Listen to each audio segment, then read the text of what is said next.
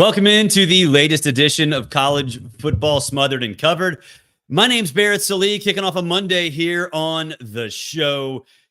We're one day after Selection Sunday. Yes, basketball is on everybody's mind, but football is always on 24/7, 365. Like my good friend Josh Pate says, there is no offseason. And speaking of Josh, look, I want to be part of your ecosystem. College football is the most undercovered sport in the country. We want to fix that. So listen to Pate, listen to Piquel, listen to Staples, listen to all these guys because we're here for you. We're here to provide you content 24/7, 365 because you deserve it. We're 30 episodes into the revamped edition of the show. If you don't know or you don't remember, College Football Smothered and Covered is a revamped edition of SEC Smothered and Covered, which we were forced to shut down in 2018 through no fault of my own. Still not happy about that. Still owed a little bit of money, so you know who you are if you owe that money. But nevertheless, we are here for you, episode 30 here on the show. Speaking of the show, got a big one today. I used to work at CBS Sports. I love CBS Sports, and content is king. It's list season, and my former colleague Will Backus came out with his most important player for each of the top 25 teams. So we'll break down some hits and misses that Will had in that story. You can read it, of course, at cbssports.com. No ill will towards the dudes over there. Great people. So go check them out. But we'll break down the hits and misses from that story. And to wrap things up today, there is a college basketball story that is correlated with college football. So we will definitely bring that to you. Speaking of bringing it to you, check out BreakingT.com. This is the legend of Blake Corum, of course, legendary Michigan running back, moved on to the NFL, helped Michigan to 2 straight college football playoff appearances, and of course, last year's national championship. Go to BreakingT.com/smothered and covered if you want any of their college football gear. They have a ton of it, whether it be legendary shirts like this, sport tees from Breaking Moments. That night, if something big happens, they'll bring it to you within a matter of hours. You can purchase them right after those breaking moments, those viral moments. Also, legendary Tom Glavine, Andrew Jones, all those legendary players, whether it be baseball, college football, or whatever, you can get some of their gear as well. So if you want some of that, if you want Braves gear in anticipation of the season, go to breakingT.com/Barrett for those. All right. Like I said, my colleague at CBS Sports, my former colleague, I should say, at CBSSports.com, Will Backus. Oh, and I should mention, if you have any comments, drop them in the comment section. I'll try to get to them as appropriate. So if you have any comments, whether you're watching on Twitter, X, YouTube, Facebook, wherever, drop a comment in. I do see it, and I will try to get to it if I can. So CBS Sports came out with its top, the most important player for each of the top 25 teams. So we'll go, speaking of Michigan, to what Will said about Michigan. It's Donovan Edwards, obviously. Running back comes back, is now probably going to be the number one. Yeah, they could do a 1A, 1B type scenario, but Donovan Edwards is slated to be the workhorse. Do I agree or do I disagree? Well, I agree with Will because, yeah, you can sit here and talk about the quarterback situation, but a steady running game will help whoever wins that quarterback position. Now, let's be honest, going into spring practice, going into fall camp, the quarterback is going to be at the top of everybody's mind because J.J. McCarthy is a legend. We know what he was able to do at Michigan in terms of the last couple of years. So, yeah, all eyes are going to be on that. And it's important. But this dude right here, Donovan Edwards, is that man because no matter who wins the job at quarterback, Alex Orji, Jaden Denegal, who's had a great, who has a lot of anticipation going into the spring, I should say, Jack Tuttle, who's had an up and down career all over the place, Davis Ward and Jaden Davis also in the mix. Combined between those guys, all of them, 36 career passes at Michigan. 36 career passes at Michigan. So you're not going to come in throwing darts all over the place. If you're Sherrone Moore, you are going to rely on that running game. And I think the question is, okay, can Donovan Edwards be the guy who is the true number one? Because Blake Corum has been the workhorse. And I think the answer is yes, because he showed it late in the 2022 season when Corum was out. Michigan needed to finish things off, and they did finish things off, made it to the college football playoff through really Donovan in addition. I would say those two guys were pretty much equal in terms of their importance to that Michigan team. So I absolutely love that he is considered the most important player on the Michigan Wolverines. Yeah, is it a little unorthodox? Sure, because I think, again, the natural inclination is to say, well, JJ is going to have to be the quarterback. It's the player at the most important position. Why wouldn't it be JJ McCarthy? And I'm not saying it's a lazy take. It's an easy take. And you can argue that it's the right take. I don't think it's the right take. I think CBS Sports nailed it here. So good for them, good for Will for getting things right. Speaking of getting things right, another one that I love, Phil Maffa from Clemson. Now, I think it's also easy to sit there and say, well, it's Cade Klubnik. Why wouldn't it be Cade Klubnik? He's the quarterback. Clemson's built on quarterbacks. It's the most important position. But Phil Maffa was that dude. He was really the number one back last year. Yeah, Will Shipley was solid, but Phil Maffa, yeah, he broke out in the bowl game. I think we'll all remember that bowl game. But he led the Tigers with 965 and 13. I mean, that's a big deal. That's a big deal for a team that, yeah, it started out slow, but they hit their stride late. Why did they hit their stride late? Because they found an identity. What was that identity? Well, it was Phil Maffa more than Will Shipley, and nothing against Will Shipley. I think he's a fantastic player. And again, leave your comments, Clemson fans, Michigan fans, whoever, leave your comments if you can, if you want to. I'll try to get to them as quickly as I can. But Clemson found an identity. Is it a national championship identity? Probably not. They need to build off of it, but they know it. And knowing is half the battle. So if you have a pretty good grasp of what you are going into spring practice, yeah, you're going to add some pieces here and there in the transfer portal. And yes, Dabo, I do believe, will hit the transfer portal this spring, way more than he has in years past, because I think he understands now the roster is nowhere close to as deep as it needs to be. Yes, it was at running back, though, last year. And that's why I think you add Phil Maffa to the mix as a number one running back. You can supplement him with whoever. You can maybe, just maybe, fingers crossed, if you're a Clemson fan, actually use Cade Klubnik as a running quarterback, maybe more than you have. It seems like they've been a little reluctant to do that. I get it that he's not, Deshaun Watson out there, but he's more than a willing runner. So why don't you use him to do that? So I think going into fall camp, they're going to know who they are no matter what happens in the transfer portal. So you're going to fine tune things. And that's the biggest thing now, especially in this day and age of player movement. If you know who you are, if you know what your identity is in early August, then you've got a really good shot of taking care of business early. And in this day and age, in a 12-team playoff, if you take care of business early, if you don't have one of those slip-ups, even if you aren't one of the top 12 teams at the end of the season, you might have played your way into one of those spots. Why? Because you didn't suffer that early season stumble. So to me, is Clemson a national championship caliber team? No. I had them number 3, though, in the college football playoff, because I do think they will be the third best conference champion. Will they suffer a loss along the way? Probably. Will it be early? I don't think so, because they know their identity going into the season. And that's one thing that I don't think gets talked about enough, is that, yeah, it's a short season. In basketball right now, it is about who gets hot. In football, I think it's not going to be about who gets hot, who gets in. It's about who's hot early and can suffer those setbacks down the stretch, because it won't matter if they're cold. So I think it's going to be a little reversed. And I think for Clemson, I don't think they have the talent to be a national championship caliber team, but when the ACC get the 3rd slot, maybe even the 4th slot, depending what happens in the Big 12, fine. Phil Maffa's a big reason why. We're going to get to what I don't like in Will Backus's predictions for the most important players on the top 25 teams in the country. But Breaking T, look at that. Look at the top left corner of those pictures. Aw, there's my daughter, Samantha. We made the email. We made the promotional email from Breaking T. You can get basketball shirts, obviously, as well with Marquette Basketball. But look at little Samantha there. That was a long time ago. And yes, if you don't notice, if you haven't noticed, look at what shirt I'm wearing. It's the same one.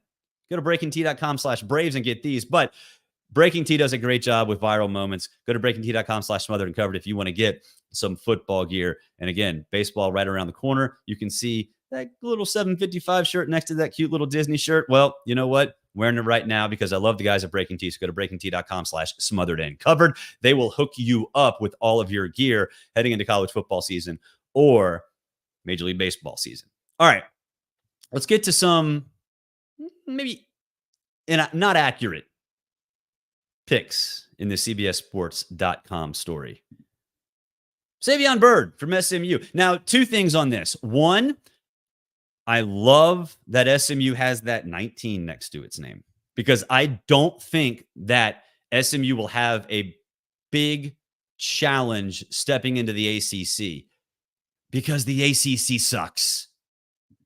The ACC sucks. So if you're SMU, you're picking the perfect time to come in to that conference. You're picking the perfect time.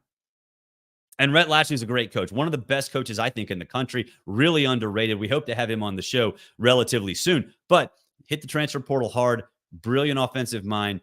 And yes, Savion Byrd's a big deal. But this guy is a bigger deal, and that is Preston Stone. Yeah, he broke his leg. He missed the bowl game. But if he comes back healthy, to me, you talk about dark horse contenders for the Heisman Trophy. This dude's it.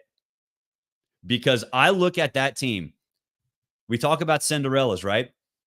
Cinderella doesn't really make the 4-team playoff. Cinderella might not even, be considered one of the top 10 teams. But could SMU win the ACC in year one? Not saying it's going to happen because, like I said before, Clemson, I think, would be the team. We're going to talk about another ACC team here in a second. But SMU, good enough to spring an upset. Good enough to be the best team in the ACC for 60 minutes on any given day. Are they going to be as consistent? No. But they are good enough to spring upsets against everybody on their conference schedule. So pick the right upsets, and they're in. The guy who can do that, yeah, offensive line's important. I get that. And Will Backus makes a very good point for Savion Byrd. But Preston Stone's that dude, especially considering he's coming off injury. So I think, SMU, it gets so overlooked. And I was fully on board. I will tell you this, not from Will, but from a lot of other people within the Paramount Plus community. I got ripped to shreds because, A, I thought SMU was a perfect fit for the ACC and that they would move somewhere, and they did. I got ripped to shreds because I thought they'd make the AAC championship game and be ranked, and they were. And I'm right about this. SMU will contend for the ACC championship. Are they going to make the ACC championship game? I would say probably not. But if they get good offensive line play, and Will Backus says that they will because Savion Byrd, he says, is the most important player, I think it's Preston Stone. Either way, that's a very good football team. And they are a dark horse to at least make the ACC championship game.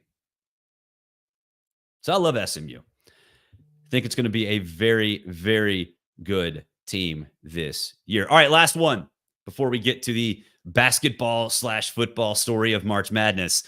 Florida State. And let's say, if you have comments, please leave them in the comments. I'll try to get to them. Florida State. Will says Patrick Payton. Look, I get it. Defense is important. Edge rushing is important. You have to create chaos in the backfield. That's absolutely a big deal, especially after Jared Verse left. For Florida State, look, it's a big. We talked about it last week. That game against Georgia Tech in Ireland in week 0 is huge because all eyes are going to be on Florida State. Are they a contender or are they a pretender? Are they fake or are they legit? A lot of that has to do with how they replace stars. And certainly replacing Jared Verse is a big deal. This is a bigger deal. This is a bigger deal. It's DJ Uiagalelei. I think DJU is the most important player for Florida State. And look, it's, again, pretty easy to sit there and say, oh, yeah, well, the quarterback, yeah, you have a top 15, top 10 team. Of course, he's going to be the most important player. Well, yeah, I mean, that is obvious. However, it's the right pick. It's Occam's razor, right? Sometimes the easiest pick is the right pick. Sometimes the easiest explanation is the right explanation. And look, I think for DJU, obviously, his career has not gone anywhere like we thought it would. I remember DJU committed to Clemson on Full Ride with Chris Childress and Rick Neuheisel on Sirius XM. And of course, I work with Sirius XM. So little, not so subtle shout out to the employer. But the hype around him, especially after Deshaun and Trevor, was unfair. And then he goes up to Notre Dame. Trevor Lawrence is on the COVID list. And he sets records. Like, that game was incredible. Now they lost, but it was incredible. And then all the hype just got built even more. And then we know what happened the next 2 years. But it was unfair to compare him to Trevor. It was unfair to compare him to Deshaun. And he goes to Oregon State, and I think they found, like, Jonathan Smith did a good job of figuring out exactly what he's good at and playing toward that. Now, he didn't have much help. I know, Oregon State was, in the mix for a New Year's Six bowl for a lot of the season. I don't think they really figured out how to use DJU all year long. They put Childs in every, third series. There was some sort of rule that Jonathan Smith had where you have to put Childs in every third series or the third series of every game or whatever it was. It doesn't matter. I still think they've had it, that DJ has not been used properly. And I do think that Mike Norvell can use him properly. So, and even if I'm wrong, and Peyton is the most important player off the edge, I still think that just seeing what DJU's potential is would be enormous. And I do think that he will have his best season. I'm interested in Florida State. You guys know I'm very interested in Florida State. Florida State fans, y'all know very well how much hype I had for you, how confident I was that Florida State would make the playoff last year. They should have made the playoff last year. I will stand on that hill. I will die on that hill. But nevertheless, they performed exactly like I thought they would. Now, I said they'd be a playoff team. Yeah, the injuries sucked, but they would have been a playoff team had Jordan Travis not got hurt. And I think this year I'm not as bullish, but if you get a good year of DJU, could he be better than Jordan Travis? Like, if you get the DJU, the potential that we saw in that Notre Dame game when he was a true freshman in the COVID year in a loss. But if we get that kind of guy, then Florida State's a national championship contender again. They might be anyway because of the ACC. But despite all the roster losses, I still think DJ's got it in him. I think he was uncomfortable at Clemson. He said that. I think the talent wasn't around him at Oregon State. That's obvious. But I think Norvell can use him properly, use him as that bruiser, as a runner, and then let him take the top off of defense. I think he's gotten better in deep passes. I think he was maybe hindered by the lack of talent around him at Oregon State. He's got that cannon. So I think that it'll be fascinating to see what happens. But Florida State, I would disagree with Will. I think it's DJU. There's no doubt about it. Reminder, last time before we get to a fun little story, breakingt.com/smotheredandcovered. Get this Blake Corum t-shirt, any t-shirt. They had DJU t-shirts. They've got Nico Iamaleava t-shirts. They've got 4th and 31 t-shirts. Anything you can possibly imagine in terms of college football fan, whether it be viral moments or the legendary figures for a school or for a baseball team, they have it for you. Hit the comments. Ryan Fernandez, why are you wearing an outdated shirt? I'm not wearing an outdated shirt. Hank Aaron is the true home run king. He will always be the true home run king. That's why it says 755 forever. Legends never die. He is the true home run king. Barry Bonds. I was bigger than Barry Bonds during the beginning of his major league career. And he could have been the best. Look, I will die on this hill too. Barry Bonds could have been one of the best major league players of all time had he not taken steroids. When he was still little, when he was still that little dude, that 6'1", 210 guy, he could have still been the best major league baseball player of all time. But he took steroids, and now, look, I'm not saying I wouldn't have taken steroids. I'm not saying that it's the bad thing, but it's a different era. You have to qualify it as a different era. If Hank Aaron took steroids, he'd hit about 1,000 home runs. So it's not an outdated shirt, Ryan. It's just an ode to the greatest home run hitter of all time, and that is Hank Aaron. All right, last thing. Check this out. James Madison, the Dukes, they were the talk of college football for the majority of the season. They got game day. They weren't going to be allowed to play in a bowl. Then they played in a bowl and all of that stuff. I didn't realize this. They're playing Wisconsin in the NCAA men's basketball tournament. I think it's Friday night. I think they get the last round of games. They're in the last round of games. The football and basketball team had 5 losses combined. I don't even know if I honestly, I could go to Stats Inc. or whatever, ESPN Stats and whatever. I've never even heard of that. Like I guess Florida, but even when Florida won the 2006 football title, that was their first of the 2 back-to-back. I don't know if they had, because they lost a football game. I don't know if they had 4 basketball loss. They had more than 4. And then I know the next year, the second of those back-to-back basketball national championships, they were like 10-6 in conference. In fact, I think that was exactly what they were, because my co-host on Sirius XM on Sunday was Matt McCall. He was a player or bench warmer. He was there. He was physically on that team.